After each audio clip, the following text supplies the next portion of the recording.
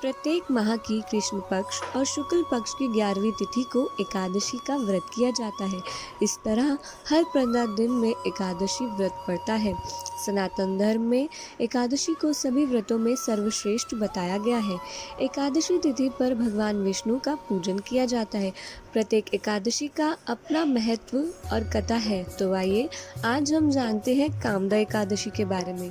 चैत्र शुक्ल पक्ष में कामदा नाम की एकादशी होती है। ये हिंदू नववर्ष की पहली एकादशी है। मान्यता है कि कामदा एकादशी ब्रह्म हत्या आदि पापों तथा पिशाचत्व आदि दोषों का नाश करने वाली है। इस वर्ष कामदा एकादशी का व्रत रामनवमी के एक दिन बाद यानी शुक्रवार 23 अप्रैल 2021 को किया जाएगा। पौराणिक मान्यताओं के अनुसार यदि मनुष्य जाने अनजाने में कोई गलती कर देता है और अपने पापों का प्रायश्चित करना चाहता है तो उसे कामदा एकादशी का व्रत करना चाहिए। ये व्रत उसे उसके सब पापों से मुक्ति दिलाएगा। मान्यता है कि इस व्रत को करने से सभी कामनाओं की पूर्ति होती है। संतान प्राप्ति के लिए भी इस व्रत को उत्तम माना गया है। किसी भी एकादशी पर पूजन के समय एकादशी महात्म्य की कथा अवश्य पढ़नी या सुननी चाहिए। कामदा एकादशी व्रत कथा पढ़ने या श्रवण करने मात्र से ही वाजपेयी यज्ञ के समान फल की प्राप्ति होती है। आइए जानते हैं कामदा एकादशी की व्रत कथा। पुराणों के अनुसार प्राचीन काल में भोगीपुर नामक एक नगर था, जहाँ पर अनेक ऐश्वर्यों से युक्त पुंडरीक नाम का एक राजा राज्य करता था। भोगीपुर नामक नगर में अनेक अप्सरा, किन्नर तथा गंधर्व वास करते थे। उसी नगर में ललिता और ललित नाम के दो स्त्री पुरुष अत्यंत वैभवशाली घर में रहते थे।